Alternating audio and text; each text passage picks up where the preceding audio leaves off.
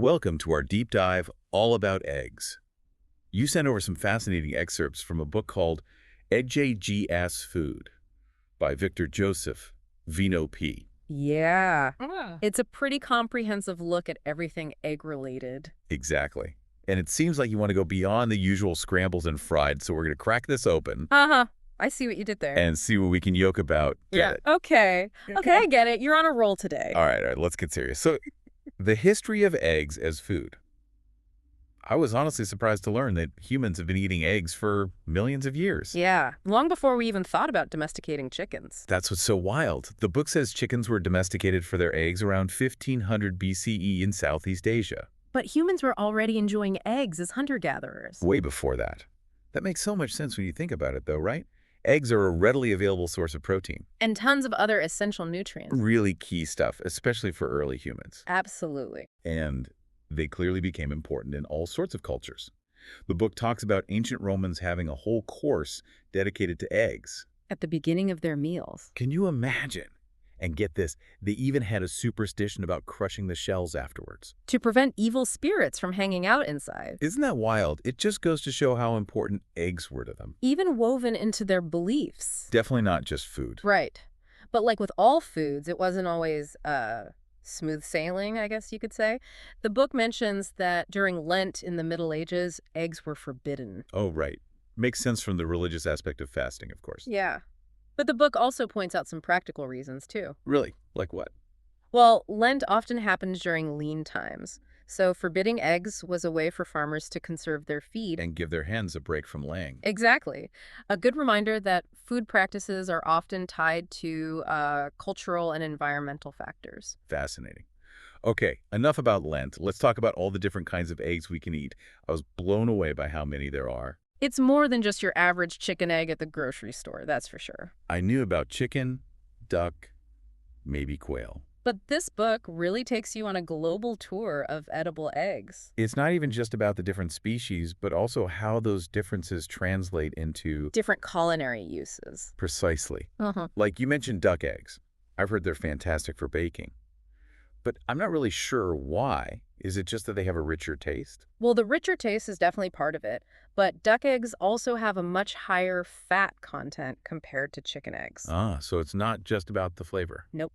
That extra fat adds moisture and richness to baked goods. You get a more tender and decadent texture, especially in things like cakes and pastries. So the actual makeup of the egg is affecting the final product. Exactly. That's so cool. Okay, what other interesting egg types did you find in the book? Well, we talked about duck eggs, which are pretty common these days, but for a more adventurous choice, there's always crocodile eggs.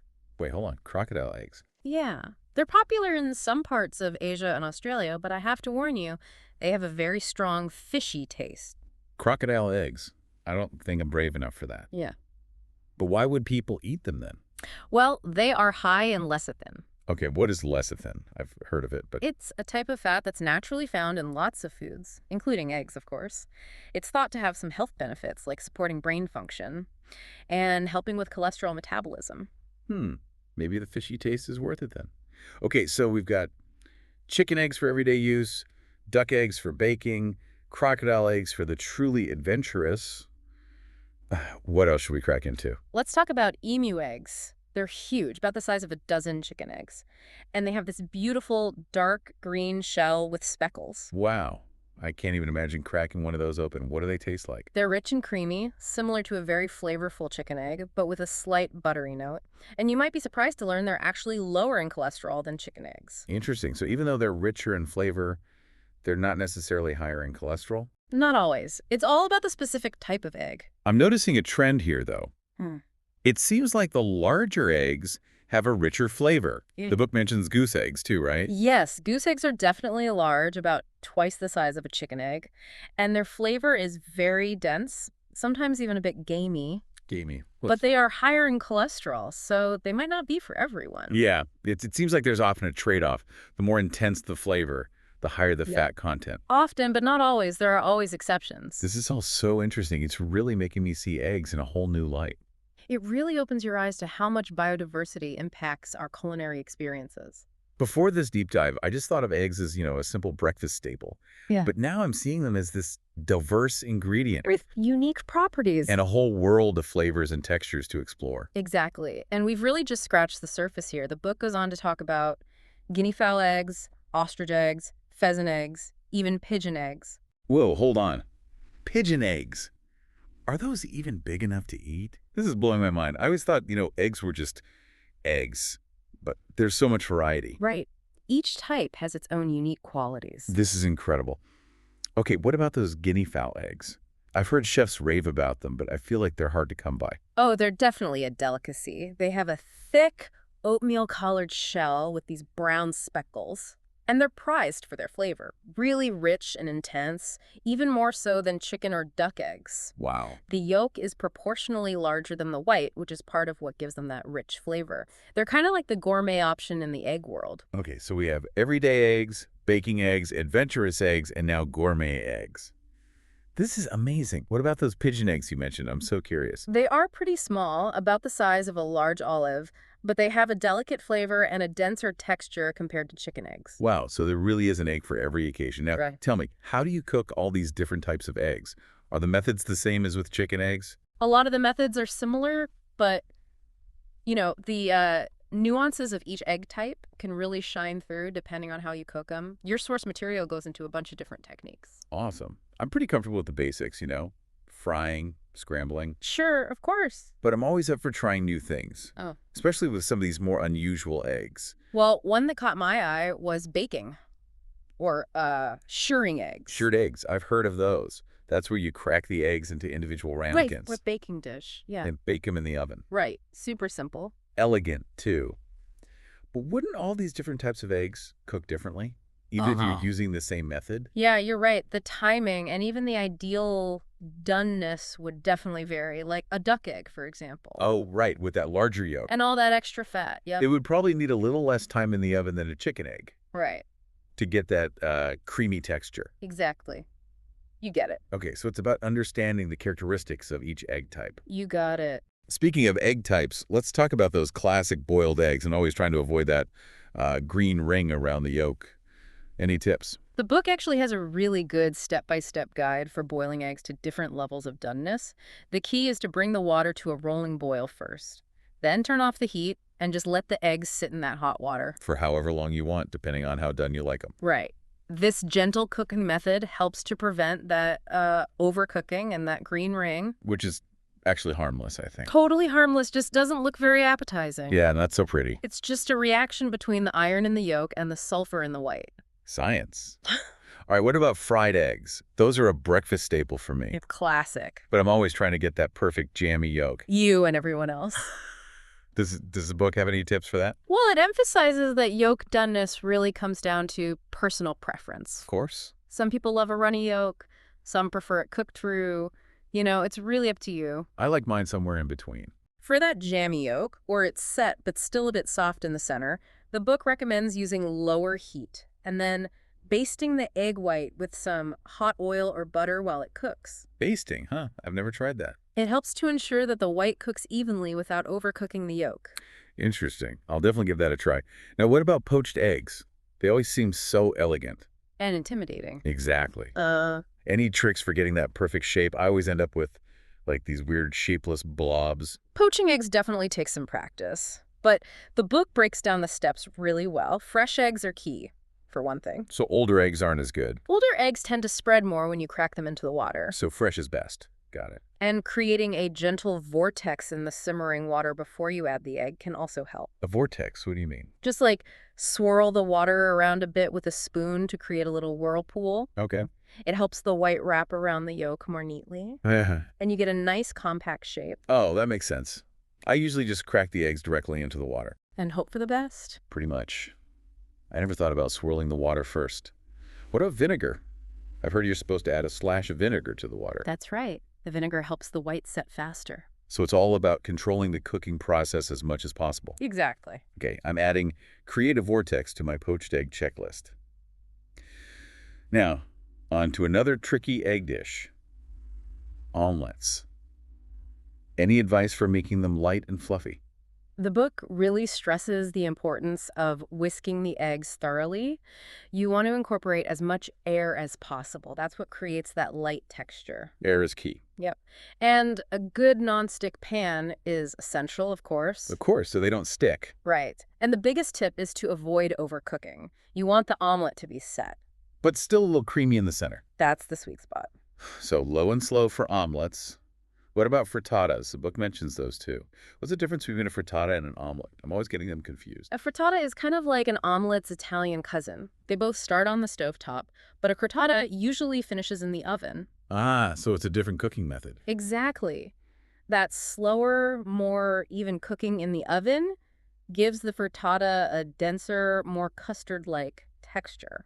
Interesting. So a frittata is more like a baked dish than a pan-fried dish. You could say that, yeah. And you could add lots of ingredients to them, right? Oh, absolutely. Cheese, vegetables, meats, herbs, you name it. Frittatas are a great way to use up leftovers, too. Perfect for cleaning out the fridge. Mm-hmm.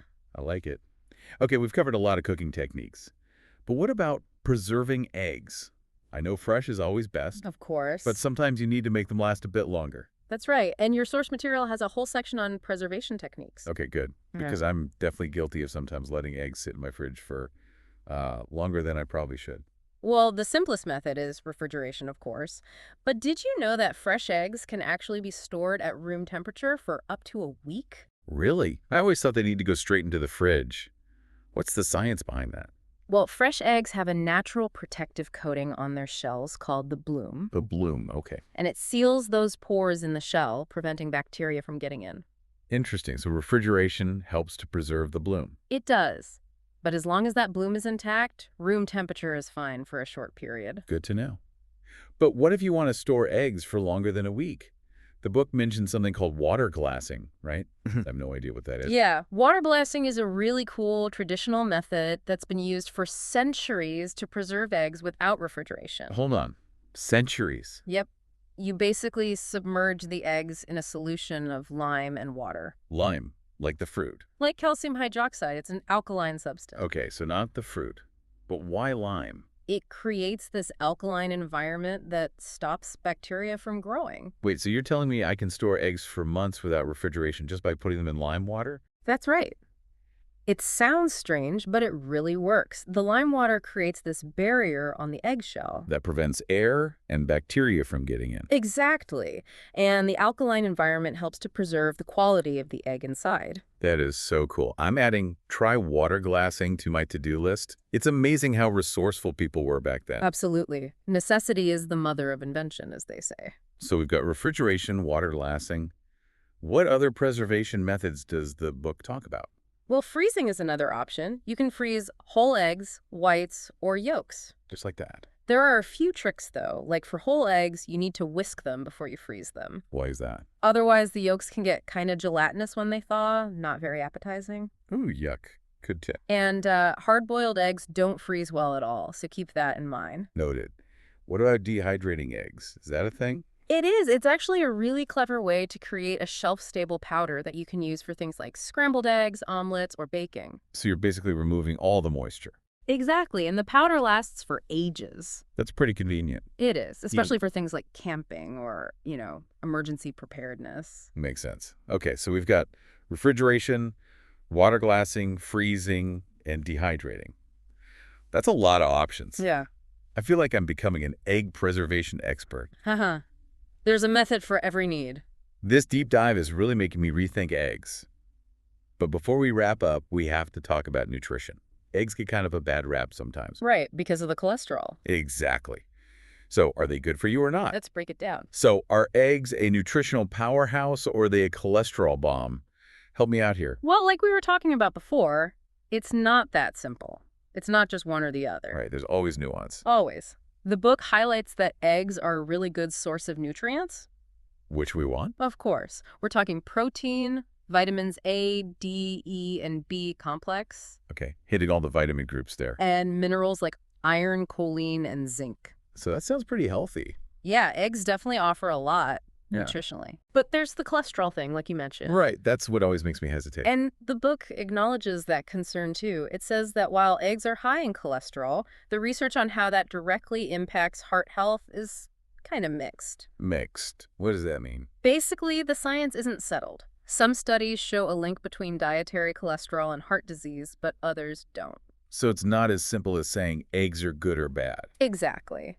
Like with most things in nutrition, it's all about moderation. Okay, so how many eggs are we talking here? Well, for most healthy individuals, eating a few eggs a week probably won't have a negative impact on your cholesterol levels. A few a week. I can handle that. But as always, it's a good idea to talk to your doctor if you have specific concerns. Yeah, they know your medical history best. Absolutely. They can give you personalized advice. Okay, last egg enigma that's been bugging me forever. Brown eggs versus white eggs. Ah, the age-old debate. Is there actually any difference between them? Besides the color, I mean, You know, I used to think brown eggs were somehow healthier or tastier, me too. but the book sets the record straight. Hey, I mean, The color difference really just comes down to the breed of hen. Brown eggs come from hens with brown feathers, and white eggs come from hens with white feathers. so no nutritional difference whatsoever. Nope. They have the same amount of protein, vitamins, and minerals. Mind blown. All these years, I've been choosing brown eggs over white eggs for absolutely no reason.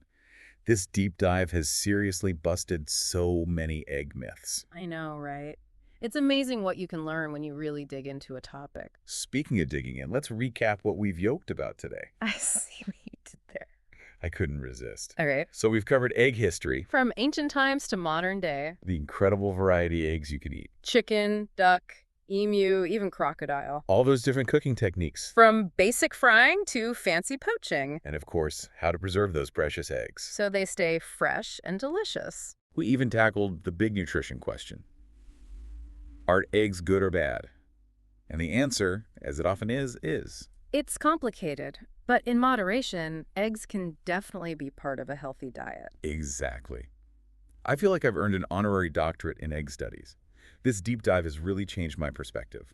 What are your final thoughts? You know, I think what's really interesting is that we've been focusing on eating eggs this whole time, but they have so many other uses. The book touched on this a bit, talking about their role in art, symbolism, even scientific research, You're right. Like egg tempera painting. and the classic egg drop experiment. So many possibilities. It goes to show that eggs have this surprising impact on human culture that goes way beyond just the culinary world. I never really thought about it that way. It's like we've been so focused on the yolk that we've ignored the shell. Haha, I like that. It's all about broadening our perspective. Well, you've definitely broadened mine. I'm totally inspired to try out some new egg recipes. You too. Maybe experiment with water glassing. And I even want to do some research on the role of eggs in different ecosystems. There you go. Always keep exploring. One final thought for you.